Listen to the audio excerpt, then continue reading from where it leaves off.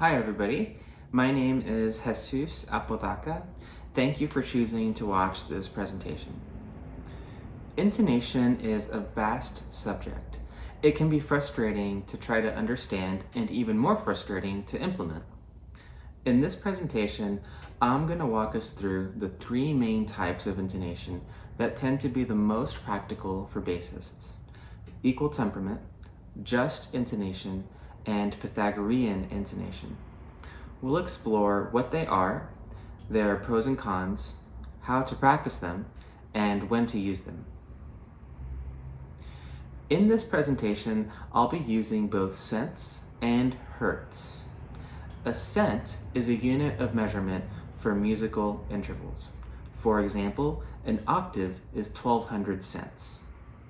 Cents were invented for equal temperament to help solve the problem: how can we most easily divide the octave into 12 equal half steps?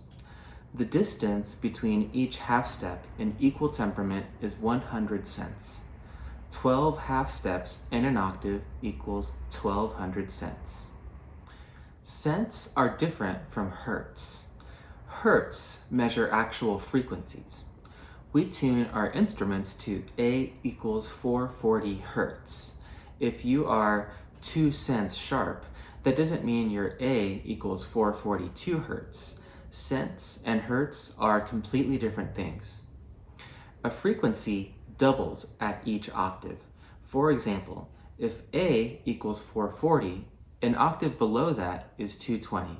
An octave above that would be 880. Whereas in cents, an octave is 1200 cents.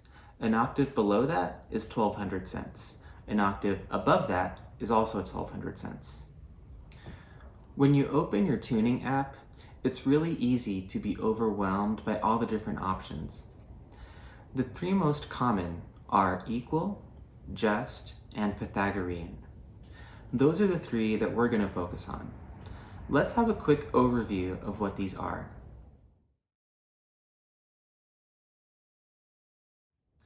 Just intonation is based on the natural harmonic overtone series, or just the harmonic series.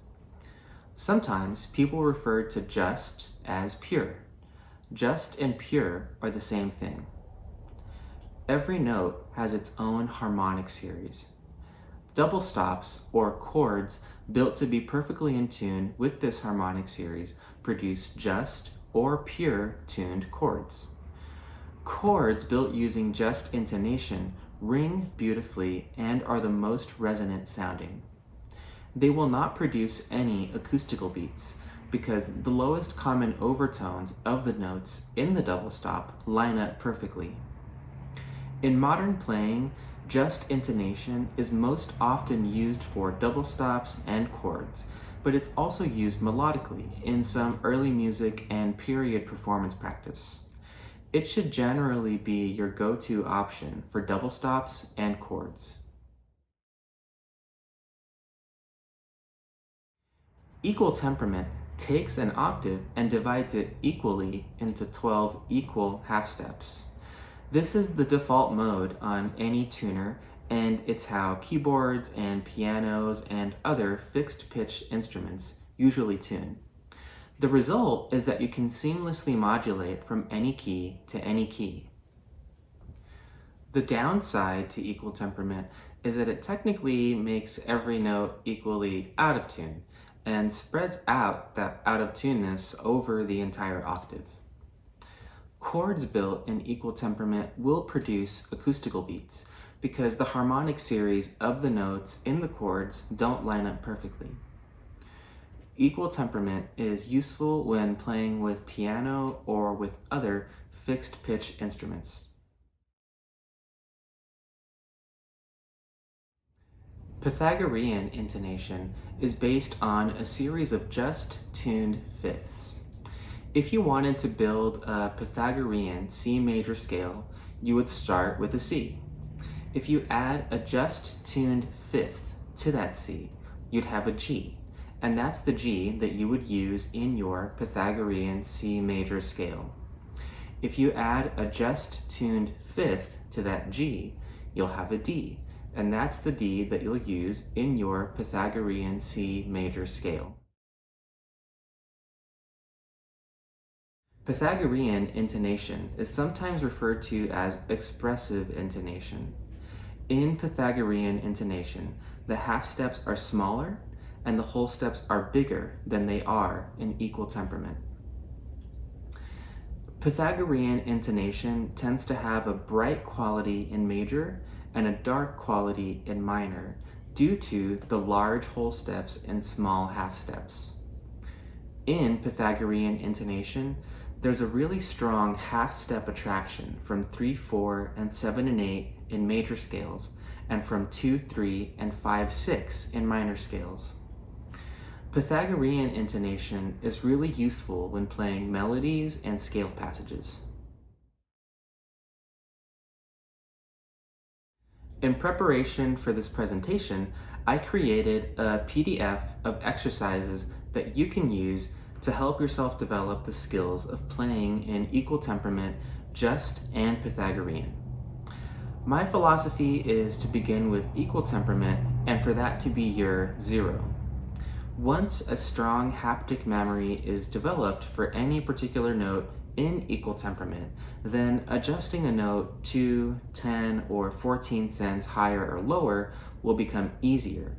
Over time, moving between the three will become more and more intuitive. So the first thing we'll do is tune our bass. We're not going to be tuning our bass with harmonics, and we'll talk about why a little bit later. So start by tuning all of your open strings to equal temperament. To develop our playing in equal temperament, I've written out a set of exercises to help develop a long-term haptic memory for each pitch on each string with each finger. Each finger has unique weight, strength, and placement characteristics. This means that if 2 fingers are placed in the exact same position on the fingerboard, they're likely going to produce slightly different pitches. So it's necessary to intentionally find the placement for and habituate each note with each finger on each string. As you play any particular note with any particular finger, the objectives are to produce the note perfectly in tune in equal temperament, to have a conscious awareness of the notes in the non-playing fingers, and to notice tendencies in particular fingers relative to the desired pitch. Something like, my thumb always sounds lower than I think it will. I would recommend working through these exercises and continuing the work with other left-hand centered technique books like Rabath Volume 3 or Boardwalkin'. While this wasn't the original intention of those materials, they are quite systematic in going through all 12 keys and covering a large possibility of fingerings. Here's a chart that shows the distances in cents between a given tonic and the intervals above that tonic in equal temperament. As you can see, a half step is 100 cents, a whole step is 200 cents, a minor third is 300 cents, and so on. Notice how these are all nice round numbers. We're going to have similar charts for just and Pythagorean tuning, and those are not nice round numbers. When you are practicing developing your playing in equal temperament, your tuner should not say plus or minus any cents. As a side note, I find that performing half steps in the lower positions with 1-3 rather than 1-2 produces half steps that are much more in tune, especially for players with smaller hands like myself.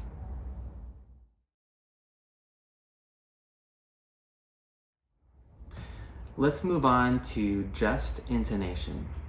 Just intonation is based on the harmonic overtone series. It's very useful for tuning double stops, chords, or other vertical passages such as tuning arpeggios or outlining chords. Any note that we play on our bass innately has a natural harmonic overtone series. We're all really familiar with this because of our use of notes on our strings which produce harmonics. Let's review the harmonics just to be safe. The first harmonic is actually the open string. This is the fundamental. The second harmonic is the octave in the middle of the string. The third harmonic is the octave plus a fifth. The fourth harmonic is 2 octaves higher than the open string. The fifth harmonic is the 2 octaves plus a third. The sixth harmonic is 2 octaves plus a fifth. The seventh harmonic is 2 octaves plus a minor seventh. And the eighth harmonic is 3 octaves. As we know, there are more harmonics above this, and eventually these harmonics produce all of the chromatic pitches. When we play an open string, the main sound that we hear is the lowest harmonic, that is, the open string. That's referred to as the fundamental. However, the overall sound that we're also hearing contains all the harmonics that we just covered. They are much softer, and so we don't automatically perceive them. But they are there, floating above the open string. This is the case for any note that we play. Any note, not just open strings, have their own harmonic series that hover above the fundamental pitch. When 2 fundamental pitches are played at the same time, like a double stop, each fundamental produces its own set of harmonics. If the lowest common overtones of those 2 pitches do not line up with one another, we hear acoustical beats. When 2 fundamental pitches are played at the same time, like a double stop, and their lowest common overtones do line up with one another, that double stop will resonate perfectly without any acoustical beats. This double stop would be just tuned. A just tuned chord is almost always the ideal. It produces the most resonant sound, and it's the most in tune a chord can be. In just intonation, the pitches adjust to any given tonal center, that is, to whatever is the root note of the double stop or the chord. For example, an F sharp that is in just intonation with an open D is not the same F sharp that is in just intonation with an open A. The F sharp has to be adjusted to fit either the D or the A. Here's a chart that shows the distances in cents between any given tonal center or root note and the natural harmonic series of that note.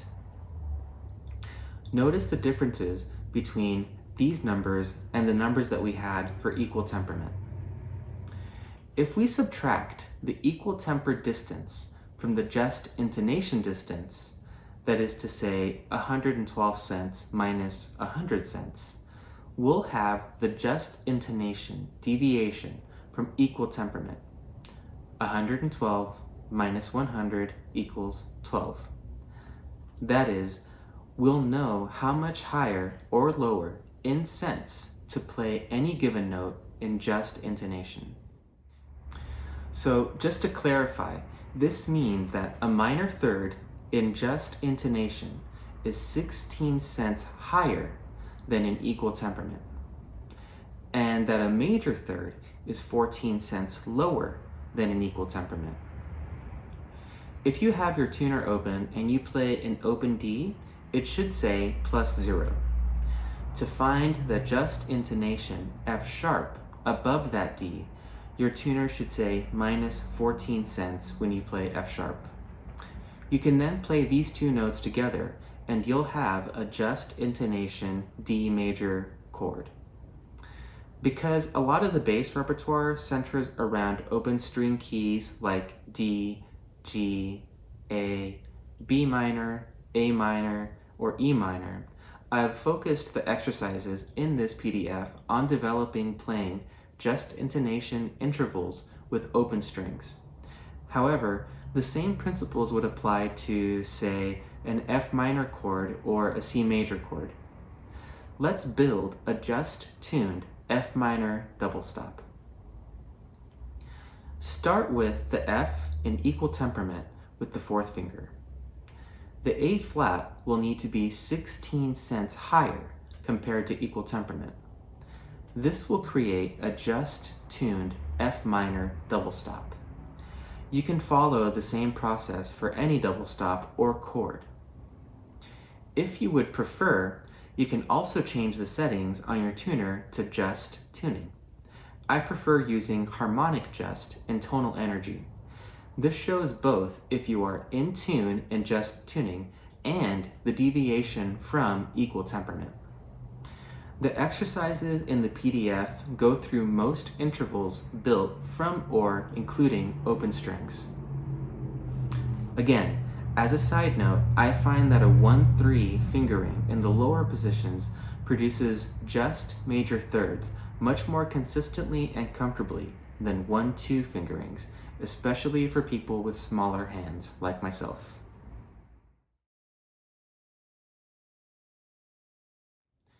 Now let's talk about Pythagorean intonation. Pythagorean intonation is most often, but not only, used for single note, horizontal playing such as passage work, melodies, and scales. Pythagorean intonation is actually derived from just tuning, and it's easiest, at least for me, to think about it as a Pythagorean scale. Just like you have a D major scale, you have a Pythagorean D major scale. The pitches in the Pythagorean D major scale are derived from stacking just tuned fifths, starting on D.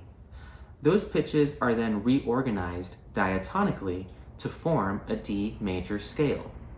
The result of that is represented in the following chart. So in Pythagorean tuning, your tonic wouldn't be plus or minus any cents, it would be 0. Your major second would be 4 cents higher than it would be in equal temperament. Your major third would be 8 cents higher than it would be in equal temperament, and so on. This is because each just tuned fifth that you stack on is 2 cents higher than the previous one. Essentially, all of the notes in the Pythagorean major scale are higher than they are in equal temperament, except for the fourth. This is because the fourth and the fifth are the same as they are in just tuning. The fourth is an inverted fifth, where the +2 fifth becomes a -2 fourth. When we look at the distance between the tonic and the major second, we notice that that's 204 cents compared to the equal tempered 200 cents. All of the whole steps in the Pythagorean scale are 204 cents, which is larger than the equal tempered whole step.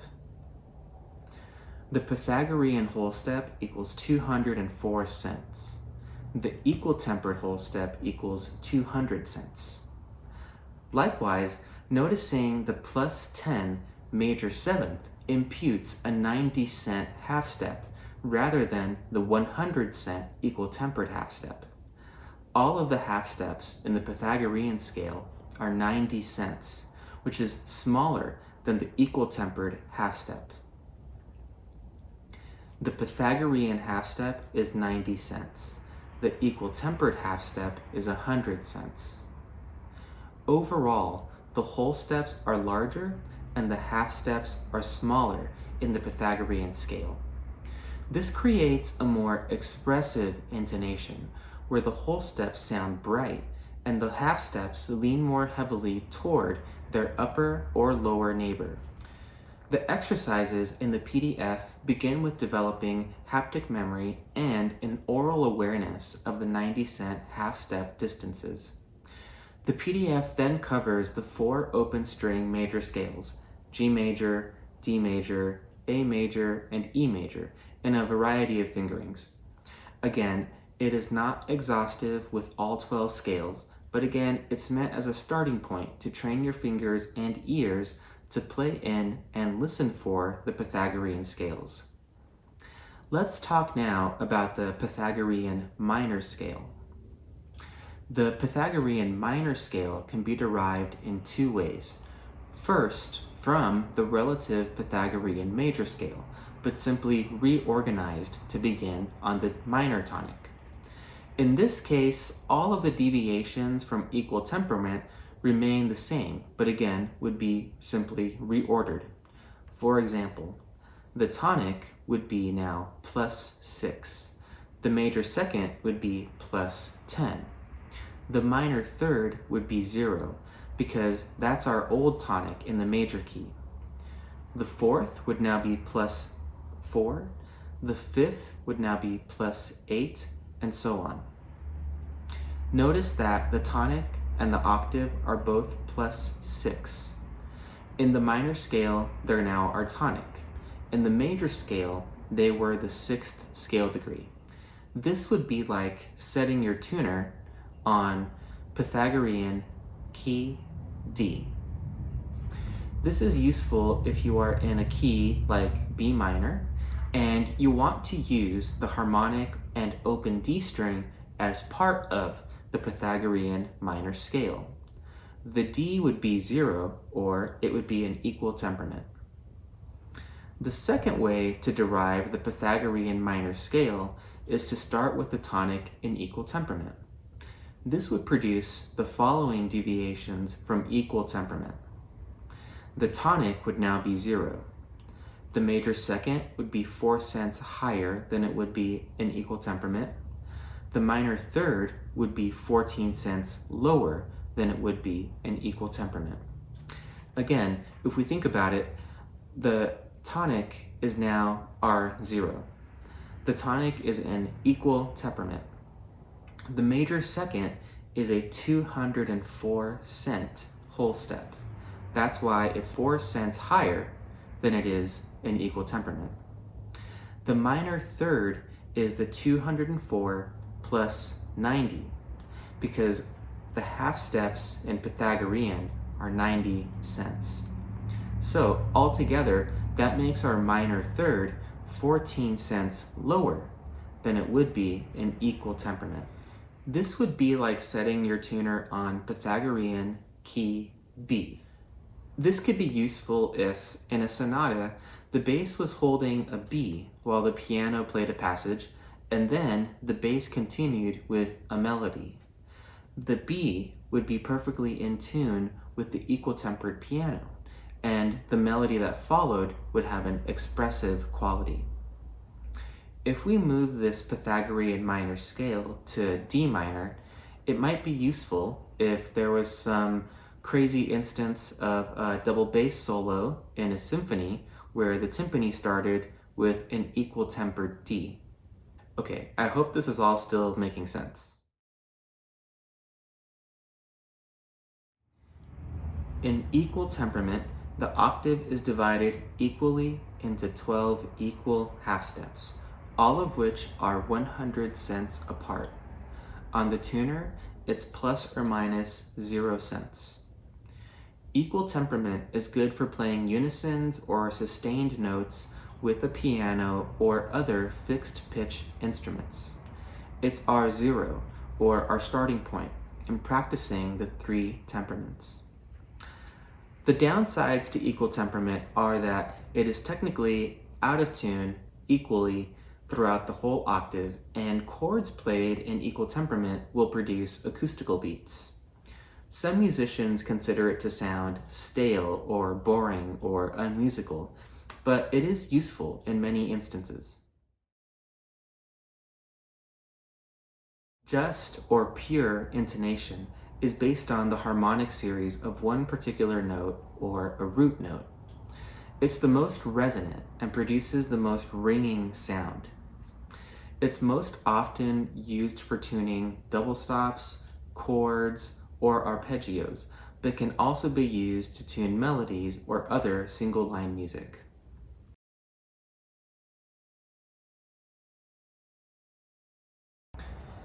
Pythagorean intonation is based on stacked, just tuned fifths, organized back into a major scale.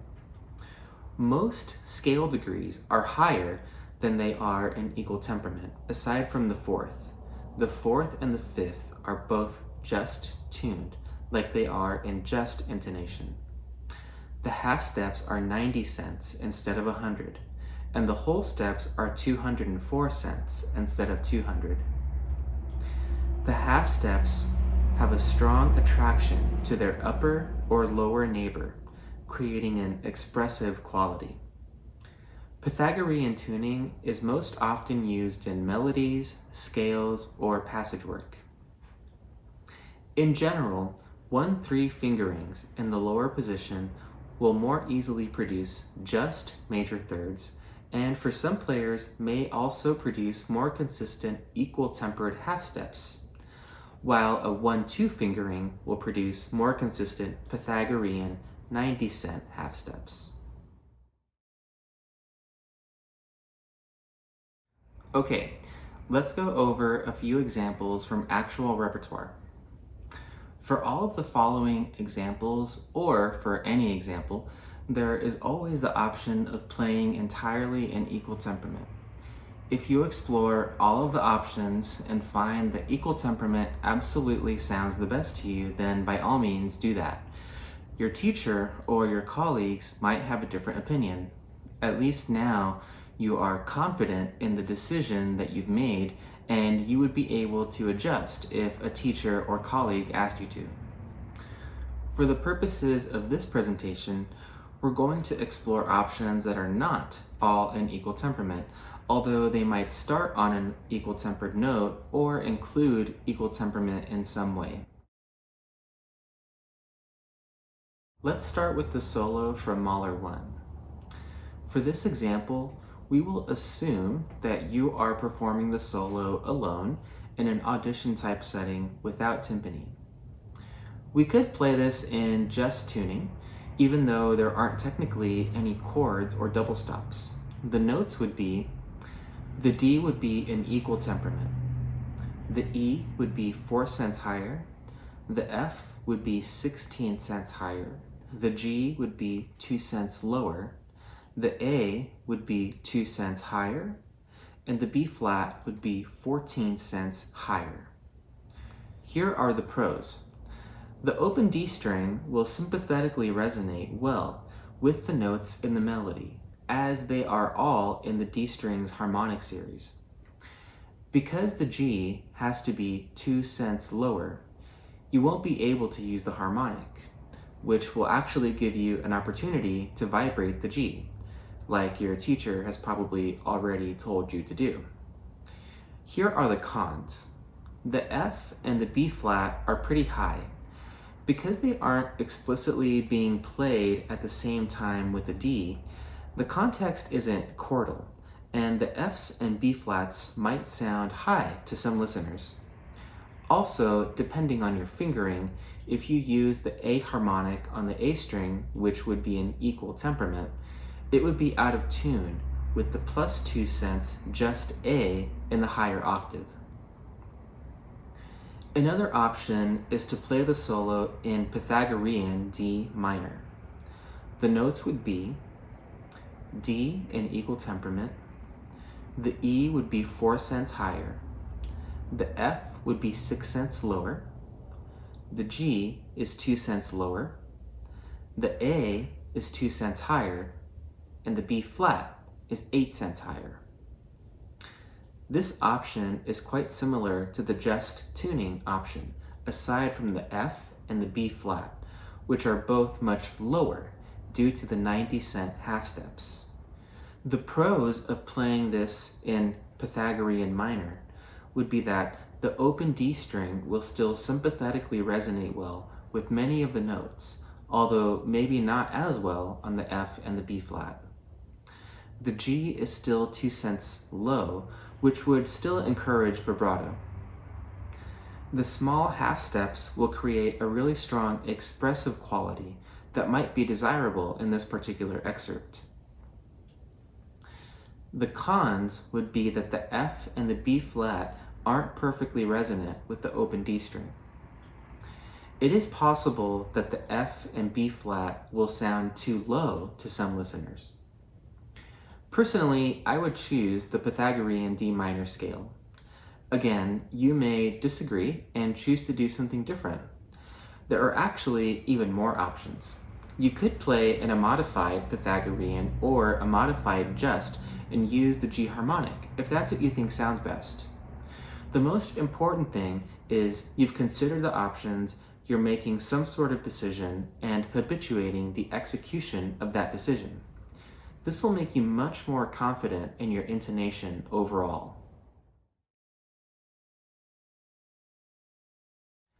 Let's talk about playing with a piano. When playing with piano, tune your open strings to equal temperament. Resist the urge to tune with harmonics. When we tune with harmonics, the first note that we tune to the piano is our A harmonic on the D string. We know now that the just A on the D string is +2 cents. This means that if we match our D string A harmonic to the piano, our open D string will be 2 cents flat compared to the piano.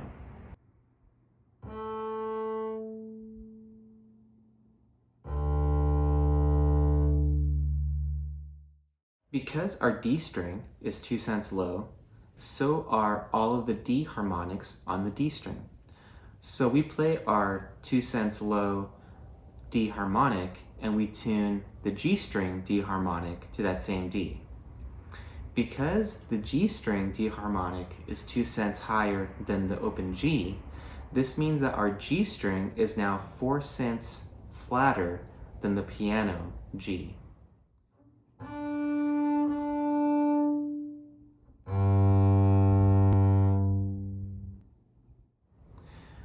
Our A string winds up being the only string that is actually in tune with the piano.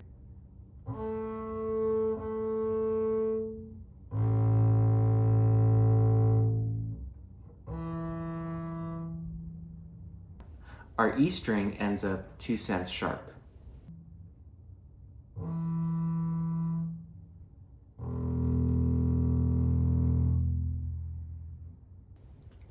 If you've ever had the experience of tuning on stage with your harmonics, then starting a solo with the piano, noticing that your G string sounds out of tune, and you randomly crank it up during the performance, this is why. For this reason, I believe we should tune our strings to equal temperament even when playing with piano. In general, it's still okay to use Pythagorean tuning for melodic playing, even when playing with piano. Pay attention to when tonal centers change and use the Pythagorean scale depending on which key you're in. Use equal temperament when you have a very long sustained note, repeated notes that are very prominent, or when you have a unison passage with the piano. Even though the piano is tuned to equal temperament, because of the decay of the piano and the sustain of the bow, even the +10 cent 7th scale degree won't sound out of tune compared to the piano, and it'll add an often desirable expressive quality. If a piece you're playing prominently features harmonics on a particular string, for example the Hindemith Sonata, you will need to explore the intonation of those harmonics on that particular string, and you may need to tune your open string higher or lower to make the harmonics fit better into either equal temperament or the corresponding Pythagorean scale.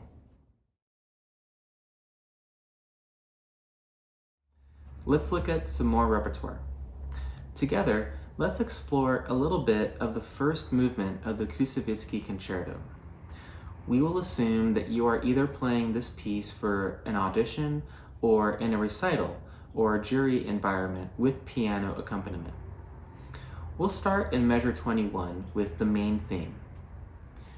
Overall, between measures 21 and 29, our tonal center is E minor. Therefore, we will be utilizing the Pythagorean E minor scale, with our E's matching the piano's equal tempered E's. Although the G in the Pythagorean E minor scale should be 14 cents lower than equal temperament, I find this to be too low in context with the piano, so I would play the G in equal temperament. This works well also as many players use the harmonic G, and you'll find that you still have the large whole step from the E to the F sharp. In measure 28, the tonal center moves to B minor. So for this section, all of the B's will match the piano's equal tempered B, and the rest of the notes will mostly be tuned to Pythagorean B minor. The D will be slightly higher than equal, again, because the equal tempered D sounds low in context to me, so I would play it slightly higher than equal. The C natural in measure 33 is clearly an expressive moment, and I think that a Pythagorean 90-cent half step fits well here, so it will be lower than equal temperament. The B's from measures 35 to 37 should be equal tempered, as that note is in the piano for both measures. In measure 37, the piano has an E major chord, and I think the high E sounds best slightly higher than equal temperament. The rest of the section is in Pythagorean E minor, aside from the G, like before. In this example, I've used a combination of equal temperament and Pythagorean intonation, mostly guided by the harmonic context and to an extent how I think it sounds best. Playing with piano is one of the hardest to make decisions with because we often don't have a pianist with us except for a couple of rehearsals before a performance. I recommend making as many informed decisions while studying the piece, recording your rehearsals with piano, and listening back for any changes you might need to make.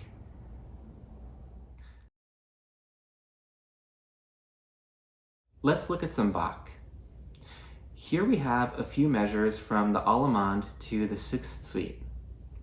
In general, we're going to tune the double stops and chords in just intonation to the best of our ability, given that our strings are tuned in equal temperament, and the melodic sections will be in Pythagorean intonation. Notice that in some instances, you may play a note one way in a melodic section and then adjust that same note either higher or lower to fit in just intonation in a chord immediately after. In some cases, you can depart from Pythagorean intonation to prepare the upcoming note or notes that will be in just intonation in an upcoming chord. Let's talk now about some alternate tunings. Up until now, we've been tuning our strings in equal temperament, and we've seen that tuning this way can be very advantageous and sets us up very well for many situations. It's very versatile. For example, in an audition situation, we may have to play a concerto movement, a Bach movement, and 3 to 4 excerpts, all of which might be in different keys. For this reason, it's very useful to have open strings in equal temperament and start pieces and excerpts in their equal tempered key. However, in certain situations, you might benefit from tuning the bass not in equal temperament. Let's look at the last example, but with a slightly different tuning. In this example, I've tuned the bass to be in just tuning in G major. The G will be an equal tempered G, but the D and A strings will be tuned according to just intonation. This means that the D is a just tuned perfect fifth to the G string, allowing for just tuned G major chords, and the A is a just tuned perfect fifth to the D string, allowing for just tuned D major chords. I've tuned the lowest string to be an octave below the open D. This will provide really strong sympathetic resonance between the two strings and with the other strings as well. You can achieve this by either lowering your E string to D, like drop D, or by having solo strings on the top 3 strings. In that case, the tuning would be A, E 2 cents higher, B 4 cents higher, and E 2 cents higher.